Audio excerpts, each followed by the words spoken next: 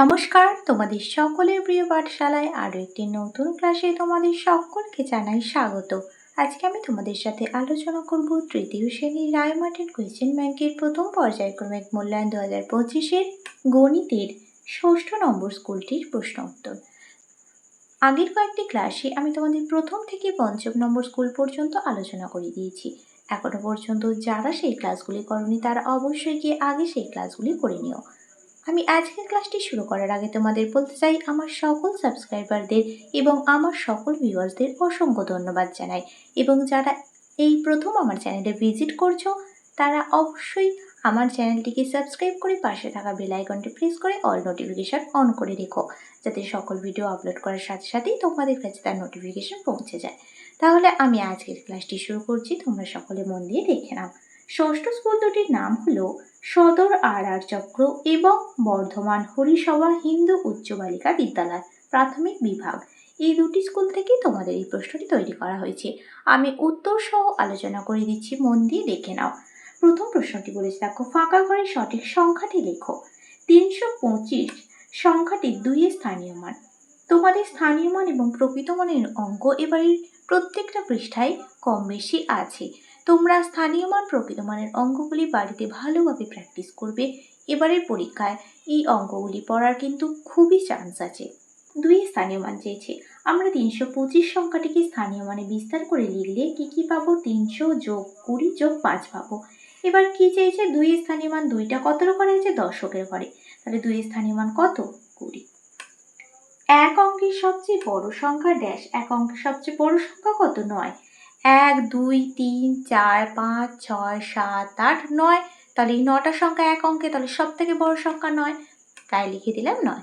পরবর্তী পৃষ্ঠায় কি কি অঙ্ক দেওয়া আছে দেখে নেওয়া যাক। গয়েরটা দেখো, বলেছি 6 যোগ 6 যোগ 6 যোগ 6। আমরা এখানে 4টি 6 দেখতে পাচ্ছি। আমরা কি জানি? যোগের বদলে আমরা গুণও লিখতে পারি, তাই কি লিখবো? 6 গুণ 4। যেহেতু 4টি 6 আছে তাই লিখে দিলাম 6 গুণ 4।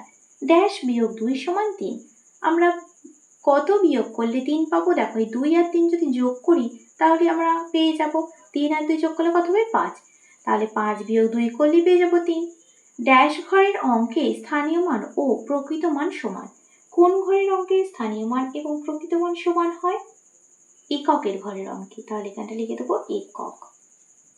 একক একক ঘরের অঙ্কে স্থানীয় মান ও প্রকৃত মান সমান। জয়েরটা বলেছে বড় বা ছোট চিহ্ন বসাও। 199 আর 201। কোনটা বড় কোনটা ছোট? 199টা ছোট, 201টা বড়। তাই 201-এর দিকে হামুকটা হয়ে যাবে আর 199 দিকে কোনটা হয়ে যাবে। তারপর একটা বলেছে 361 সংখ্যাটিতে 3-এর স্থানীয় মান কত? দেখো, আবারও স্থানীয় মানের অঙ্ক দিয়েছে। 361টা ভাঙলে কি পাবো? 300 যোগ 60 যোগ 1 পাবো। 3টা কতর ঘরে আছে? শতকের ঘরে। তাহলে কত হয়ে যাবে? স্থানীয় মান হয়ে যাবে 300। 203 থেকে 6 কমলে সংখ্যাটি কত হবে? কিভাবে পাবো? 203 বিয়োগ 6 করলেই পেয়ে যাব। দেখো, 203 বিয়োগ 6 করলেই পেয়ে যাব। 3টা তো ছোট 6 থেকে, তাহলে 3টা কত ধরবো? 13। তারপর 7 8 9 10 11 12 13। 7 হাতে রইল 1, 1 থেকে 0 0টা 10 ধরবো। একবার 2 3 4 5 6 7 8 9 10। 9 হাতে রইল 1, 2 থেকে 1 বাদ দিলে কত হয়ে যাবে? 1। তাহলে কত হলো? 203 থেকে 6 কমলে হবে 197। তারপর বলেছে কথায় লেখো 449। এটা কথায় লিখবো 449। তারপরে 3-টা বলেছে বিস্তৃত করে লেখো। কত আছে? 523। দেখো, একক দশক শতক, শতকের ঘরে আছে 5, তাহলে যাবে 500 যোগ 20 যোগ 3। 4-একটা বলেছি 4 যোগ 4 যোগ 4 যোগ 4 যোগ 4। কটা 4 আছে? 1 2 3 4 5। 5টা 4 আছে। তাহলে আমরা যোগের বদলে কি লিখতে পারি? গুণ করতে পারি। তাহলে কি লিখবো? 4 গুণ 5। 4 5 কত হয়ে যাবে? 20। তারপরে 5-এরটা বলেছে, দেখো, আমরা এখানে দুটো 100-র কার্ড দেখতে পাচ্ছি 200, 1 2 3 4। 4টে 10-এর কার্ড দেখতে পাচ্ছি 40 আর দুটো 1-এর কার্ড দেখতে পাচ্ছি 2। কার্ডগুলি দ্বারা কোন সংখ্যাটি বোঝায়? কোন সংখ্যাটি বোঝাচ্ছে? এখানে 240 আর 2 কত হয়ে যাবে? 242। তারপরে 6-টা কি বলেছে? যোগফল নির্ণয় করো। 325 যোগ 79 যোগ 4। 4-এর পর থেকে 9, 4 পর 5, 6, 7, 8, 9, 10, 11, 12, 13, 13-এর পর থেকে 5, তারপর 14, 15, 16, 17, 18, 18, 8 হাতে রইল 1, 7-এর পর থেকে 2, 7 পর 8, 9 আর হাতে 1 ধরলে কত হবে 10, 0 হাতে রইল 1, 3 আর 1 যোগ করলে হয়ে যাবে 4, তাহলে যোগফলটা কত হলো 408। 709 যোগ 179, 9 আর 9 যোগ করলে কত হবে 18, 9 পর 10, 11, 12, 13, 14, 15, 16, 17, 18, 8 হাতে রইল 1, 7 আর হাতে 1 যোগ করলে হয়ে যাবে 8, 7 আর 1 যোগ করলে হয়ে যাবে 8, তাহলে যোগফলটা কত হলো 888। তারপর সাথে একটা হচ্ছে বিয়োগফল নির্ণয় করো। 452 আর 121, 2 থেকে 1 বাদ দিলে কত হবে 1, 5 থেকে 2 বাদ দিলে হবে 3, 4 থেকে 1 বাদ দিলে হবে 3, তাহলে বিয়োগফলটা কত হলো 331।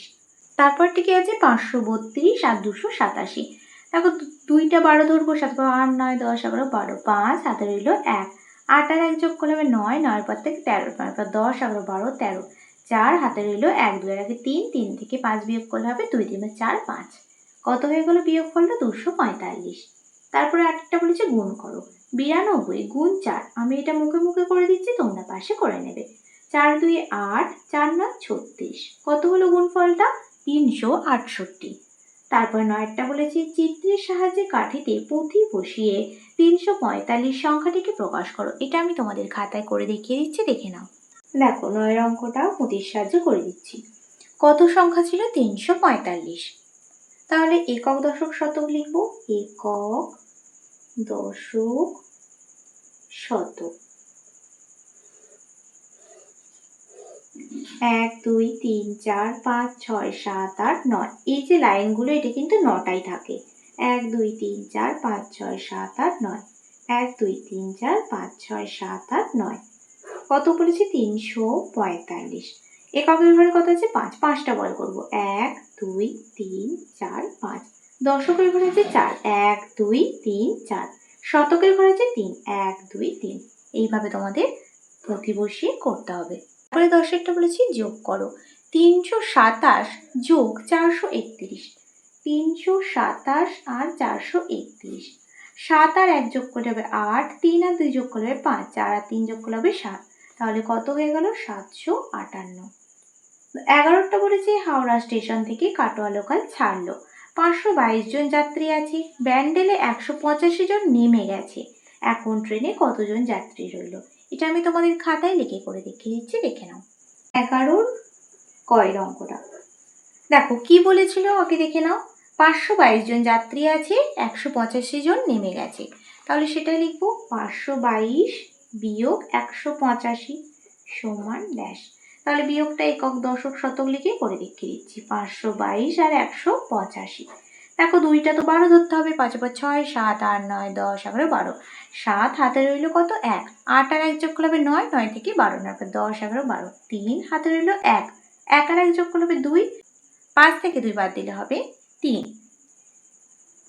তাহলে কতজন হয়ে গেল 337 জন। তাহলে দেখো এখানটা লিখে দিতে পারো, এখন ট্রেনে কতজন যাত্রী রইল, এখন ট্রেনে 337 জন যাত্রী রইল। তারপর ক্ষয়েরটা করেছি সমীর বাজারে গিয়ে 225 টাকার মাংস, 95 টাকার সবজি ও 37 টাকার আলু কিনেছে, সে মোট কত টাকার জিনিস কিনেছে। এটাও আমি তোমাদের খাতায় লিখে লিখে করে দিচ্ছি, দেখে নাও।